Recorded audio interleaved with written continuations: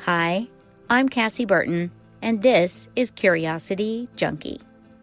Today, we're going to be talking about positive social media, the power of journaling, gratitude, intentions, and setting boundaries. And then we're going to give you some tips and tools for handling stress and anxiety. Please welcome Cynthia Agyeman-Anane. Hi, Cynthia. How are you? I'm good, Kathy. Thank you for having me. Oh, yes, I'm so excited to chat with you. We kind of connected on Instagram. I follow you and your posts. You always have some insightful stuff. Love sharing that. So thank you for putting that out there. Of course, I'm having so much fun doing it. Yay, good. Well, you are a licensed therapist, correct? Yep, I am. All right. Well, what made you want to become a licensed therapist? So it's an interesting story, right? So I wanted to actually go into law when I first started school. And then the more I kind of got into it, I was like, you know what? I can actually make more of an impactful change if I became a therapist, right? Or social worker. So with social work, I felt like I could do more one-on-one stuff. But also as well as like impacting bigger systemic changes as well. So it just kind of made sense, right, in terms of personality, in terms of career aspirations to go into social work, which then has led me into becoming a therapist years later. So plus I've always loved to talk, so it's just a great fit. Oh, I love Yeah. that. Yeah. So do you work with specific groups then, or are you just open to helping all people? Yeah, so I obviously my trajectory has been I'm originally from Ghana, so I was born in Ghana, West Africa, and then I moved to Canada when I was around elementary school age, and so I guess I'm in lots of different cultural places, Yeah. right, or social places, and so my experience I feel like has shaped the work that I do, and so I'm a shifter, Mhm. which is kind of like based on my experiences, right? And so I'm able to be in lots of different places, I think, in regards to personal life, but then also kind of led into the career. So yeah, I work mostly with families of all shapes and sizes and color and couples. So yeah, I'm all over the place. I can be in lots of different spaces and feel comfortable, and yeah, that's where I am right now. I like that. And there's power in knowing your strengths. I'm enjoying it, and it's fun to be able to Mhm. like be all over the place, but Yeah, still structured. right. You're like, there is structure here. I'm structured, yes. I love it. Well, you do when you're posting on Instagram, you post some really great stuff. And Yeah. I look at some of them like affirmations, like you do some affirmation posts and then just some positive thought process stuff too. When you're doing that, because you do it every day, is there anything in there that's like a little bit of a message for yourself? Or yeah, that's what Yeah. Yeah, it's every day. I feel like it is a message, right? Most of the time, I feel like I'm talking to myself, and in talking to myself, I'm hoping that someone else is also benefiting from the way in which I'm communicating with myself. And so, and again, I'm very organic, right? And how I'm learning that about myself actually, and how I do things. So I don't necessarily even have like planned out posts all the time, right? Like I'll get an idea and I'll write it down and I'll come back to it. But every morning I try to be very organic and say, what do I need this morning, right? Or what do I need this week? Or what do I need coming up? And so sometimes a lot of the posts that you're seeing or you're reading is me thinking in the moment, what do I need for myself, or what do I need to say to someone else, or what do I need to encourage somebody with? And so yeah, it is really me talking all about it, but mostly to myself, You're right? right. And in the hope that someone else benefits or someone can take something from it. And and yeah, create some kind of change in their day or their week. Because this is what I love about therapy and kind of sharing what I'm doing is that not everyone can afford to go to therapy. Yeah. So it's nice, and no, social media postings are not a form of therapy, but maybe it gets them started journaling or reflecting or any kind of inward moment. I think if it sparks that, then it's a beautiful thing. Yeah. And one of the things too that I've started recognizing lately too, right, is a lot of clients will read something on Instagram and it will validate something that we talked about in a session, right? And it's almost like, oh, I know that, right? because they've been learning about it or we've been talking about it. And so that's the beauty of social media, right? And there's, some, not so beauty in there too. But the beauty in that is that it's become a validating place for a lot of people. Mm-hmm. Right. And even for me as a clinician, right, who does this all the time, sometimes you read something and you're just like, oh my God, I needed that in that exact moment. Right. The algorithms knew exactly what to say to me.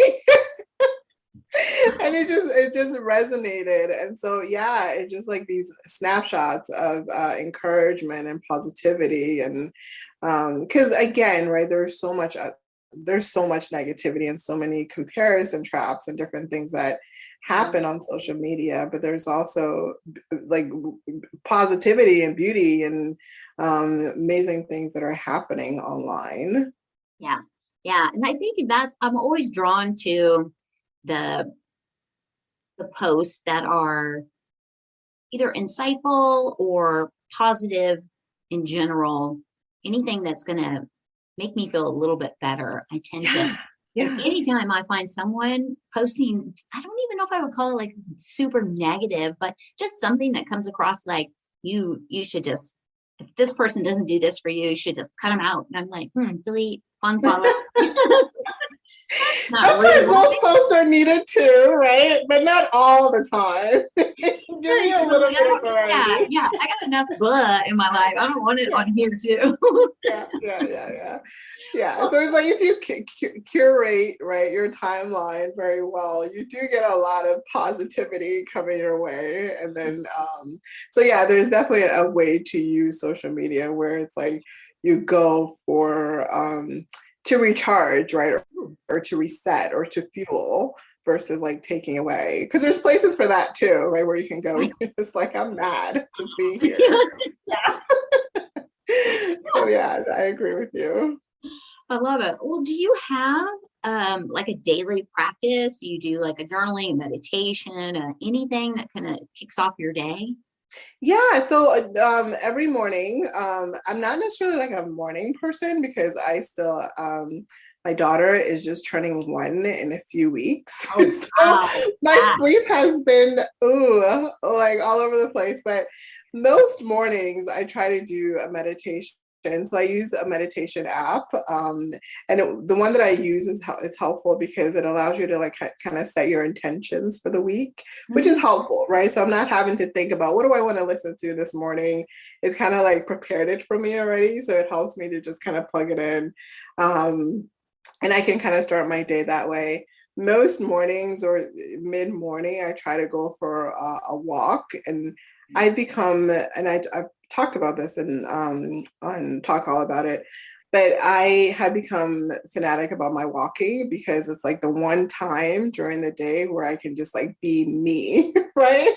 Without worrying about clients, without worrying about family, without like literally like it's just me and the walking and the trees and the leaves and the sky, right? Like I can be, that's my happy place right now. And so I definitely try to do that every single day when I can. And so the funny thing about journaling, I've been journaling literally since, I don't know, second grade or something. Wow. Yeah, I have like journals upon I have my secret garden journal. That's like how far back my journaling experiences go. So it's just interesting, right? When you hear people talking about journaling, I'm like, I never even knew that I was doing something for myself that was therapeutic years ago, right? And so yeah, definitely I don't journal every day, but at least once a week, a few times a week I try to do it. And it's like it's when you go back and review some of the things that you've written or some of the things that you wanted to do, and you're just like, oh my God, this is actually happening, right? And yeah, like if anybody out there doesn't journal, I would highly recommend it.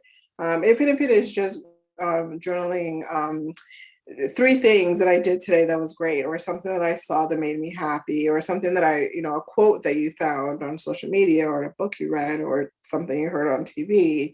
That can be a profound experience later on, because you can go back to it, right, and be like, oh my God, I was able to use this to help me do something, right? So yeah, journaling in a lot of ways has been, without knowing actually, right, has been very, very therapeutic for me for many, many, many, many, many years. Yeah. Yeah, I'm kind of the same way. I didn't really think about journaling as like a self-help thing. I really just was using it as a way to like just get some stuff out of my head and Exactly. like dump. And it was funny when you said go back and revisit. Originally, I was like, I'm just putting stuff out. Like it's like a place for me to get rid of it. And so I'm not really interested in going back. But then I also found that I started writing like ideas, things I wanted to do. So I did go back, and it's that same thing. You go, oh my gosh, I actually did that. How cool is that? Yeah. But you're like manifesting all these things, or you're literally draining negativity out, right, without realizing that you're actually literally taking it out. So yeah, the process of journaling, it's so impactful, right? And we don't, I guess, when you're doing it when you're younger, you're just like, oh, dear diary kind of thing, but you don't realize how profound that can be for you if you continue into adulthood. Yes. And I love it. You don't do it every day, because I think there's some pressure. People think they have to journal every day. And I did for a long time because it was just part of my morning routine. But then, and I went on your website. I love your process. Like, I think you had said that you did gratitude every morning. That's all. Like, I love that experience. Yeah. It's so powerful for mindset. And there are some great people out there. I know that Joe Dispenza does like let me map out my day, and really starting with a positive thought. And this is how my day is going to go, and it's going to be really good. And if he goes into any negative, he's like, start over. I can't think of anybody else off the top of my head, but a lot of really great people that are change makers do the gratitude in the morning, because it really does kind of set the tone for the day. It does set your tone, right? And it just like, it focuses you right away, right? And like I've had different experiences recently where we're just like, oh, I feel so drained, or I feel so tired.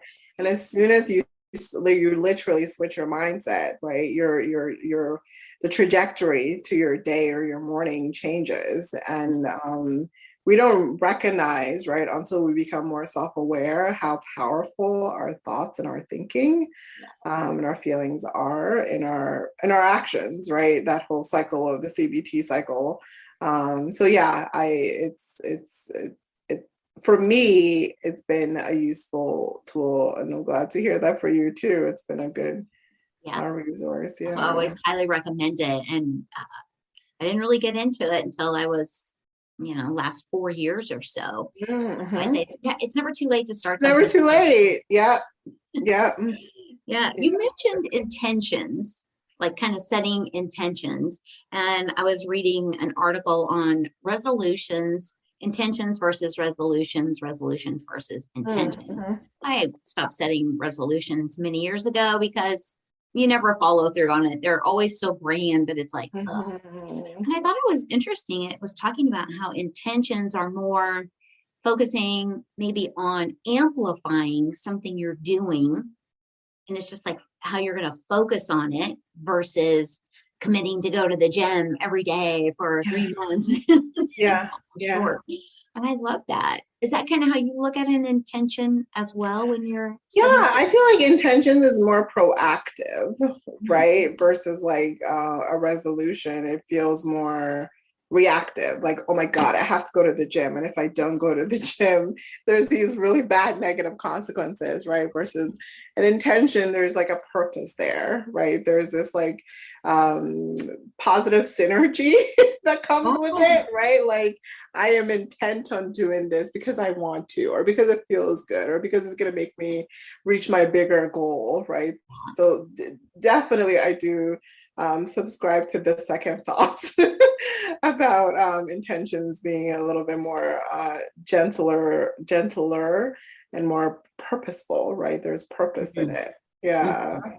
Yeah, I agree. So if you're out there and you're thinking about resolutions, start thinking about intentions. Yeah. Intentions will carry you through the entire year, right? Resolutions, I feel like, get you frustrated, and you're just like, by mid-March, if you're lucky, right? Right. Now you're feeling like failure is setting in. It's like, boo. Yeah, definitely. And be more intentional, right? And be more intent on your goals. Yeah, absolutely. Well, as we are talking, we're in that holiday season. It is December, and I do kind of have that it's not like seasonal depression, because that's really not what it is, but I always feel like this time of the year there's that expectation to show up to every party you're invited to, which creates anxiety, and attend everything and be on your best and make people happy and blah, blah, blah.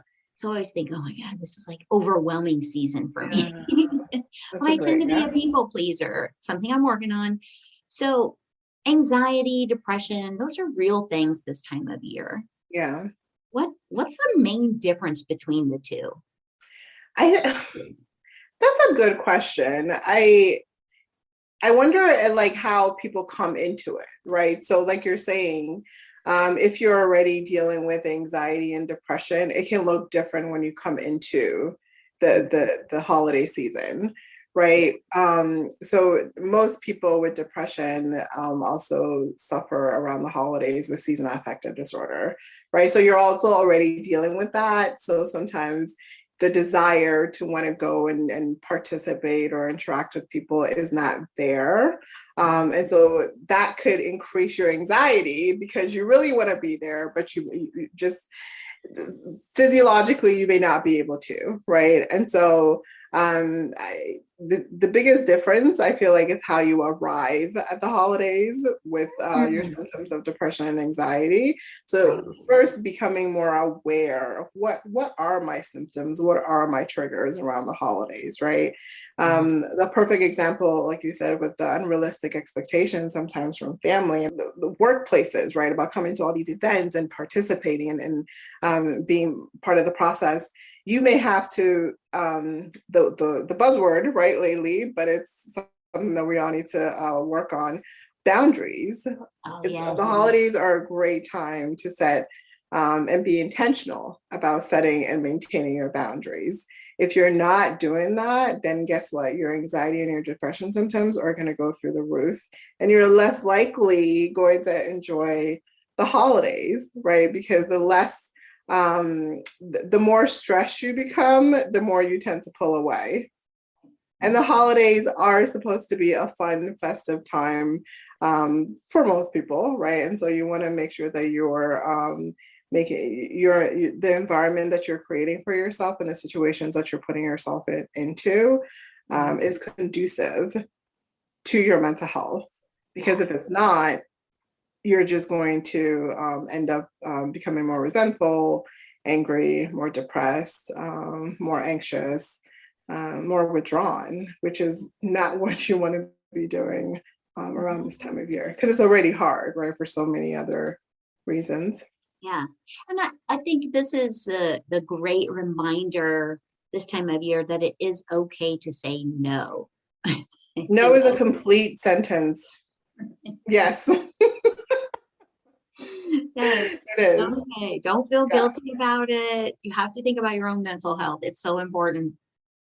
Because, and the other reason that it's so important, right, is that this time of year, not only, I feel like the other thing too, there's so much like stressors, right? Financial stress, expectations for what have I done with my life this whole year, right? And so there's so many, and then the pandemic, let's not forget the pandemic and Gosh, everything else, right.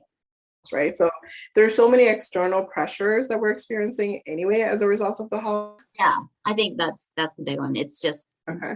being okay to say no. Exactly. Yeah. Well, let's talk a little bit about since we've talked about, it's okay to say no. What are some great coping skills or tools, tricks, tips, anything somebody could use during this time of the year and maybe all year long? Yeah, so definitely setting boundaries is a coping skill, right? So, like we said, no is a complete sentence, and you should do that. The other thing is too, just like planning ahead for your stress, like anticipate what's going to be stressful, which family members are going to be stressful, which situations are going to be stressful. So anticipating your stress allows you to plan ahead, right, for how you're going to navigate certain family situations, family dynamics, travel times, different things like that. So if you can anticipate your stress, you can hopefully manage and figure it out. Figure out how to manage it, right, appropriately. Exercise obviously is always important. Get some fresh air, go to the gym, go for walks, do some yoga, whatever kind of feels good for you.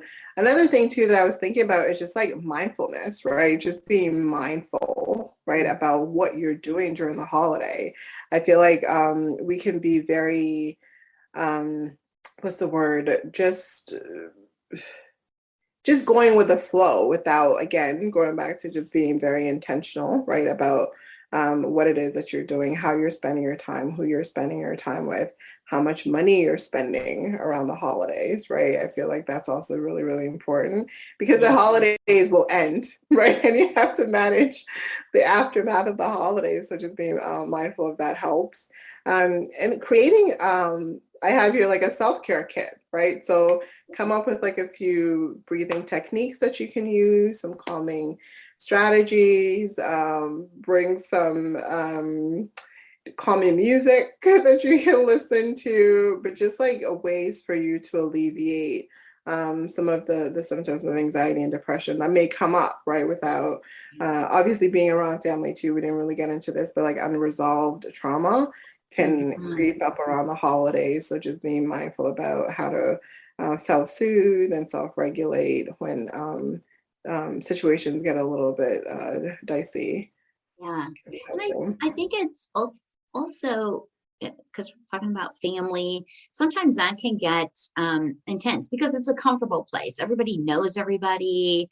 They know your triggers. yeah. Alcohol comes into play. Things can Oh get yes, for elevated. sure. You have the right to walk out of any situation you don't feel safe in. Exactly. Yeah. Yeah. Give yourself permission to set those boundaries, to have the right to leave. Yeah. Make some stuff for yourself. I love the self-care kit too. I just think that's great.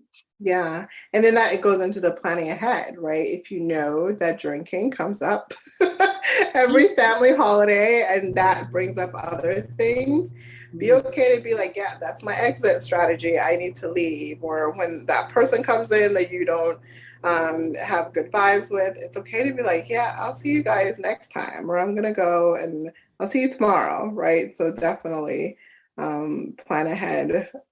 I love that. Have your exit plan ready. For sure. For It's sure. okay. It's really Yeah. okay. Well, you have something that you've created, and it is conversation creates change. Yeah. Let's talk Yeah. about that. So conversations create change is my private practice, right? So on social media, I have like Talk All About It, which is kind of like my Instagram account that I created this year. But Conversations Create Change is the private practice that I have, and it's actually a group practice. So I have two other therapists that are part of the practice, and it started. it was almost like maybe New Year's 2017. And my husband and I were just kind of like talking about like, what do we want, the next couple of years to look like? And then started talking about, wouldn't it be great if I started a private practice, right? And we called it, well, the name didn't come right away, but it was just like, then Conversation Create Change was born. Because as I started doing private practice, I realized, a lot of times there's stigma around therapy, right? As a thing that people use to change their lives or impact change or heal or whatever.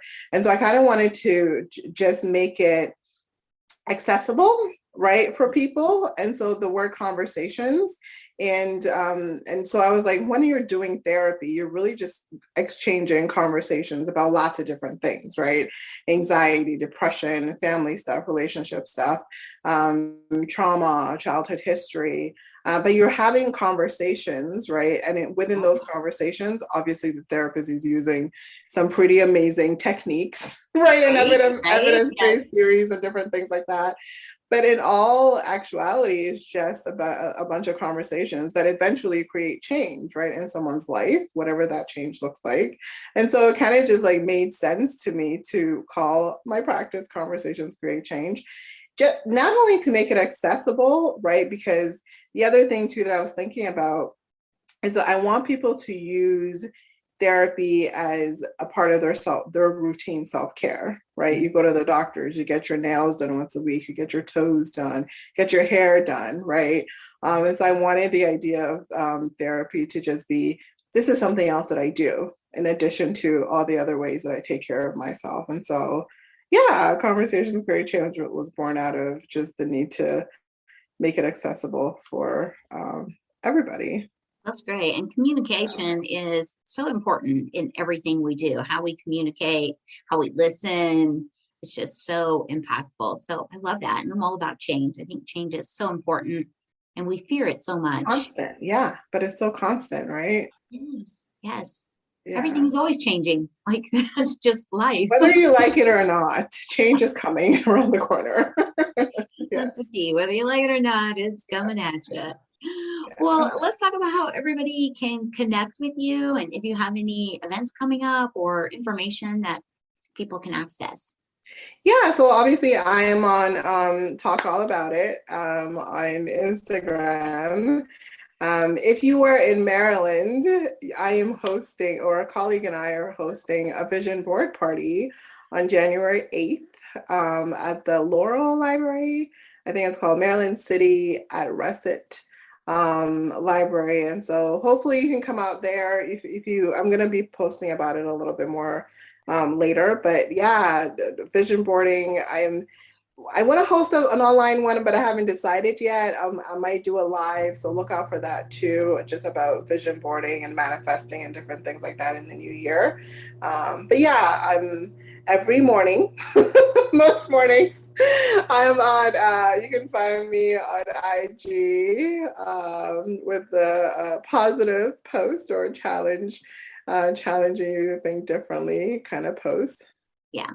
I love what you put out. It's great stuff. And I just invite everyone to check it out. Always something positive and affirmations. I think those are wonderful. Thank you, Cassie, so much. And thank you for what you do and for just like creating opportunities for us to share our message and just being a little light, right? I think is helpful. And that's one of the things that I've been loving about social media. Like there's all these like amazing people that I'm meeting anyway. And I'm just like, oh my God, they're just like me. Yeah. Yeah. And that's been wonderful. Yes, of social media. Yes, it can be negative, but it can also be a wonderful place to meet new people and learn new things. Exactly. Well, thank you so much, Cynthia, for coming on, sharing your wisdom with us. I really appreciate it. Thank you, Cassie, so much. And everybody, please subscribe to Cassie's podcast. And yeah, visit us on social media. We'll be there. Absolutely. And thank you to everybody out there for tuning in, listening, watching. Stay safe, stay curious, and I'll see you next time.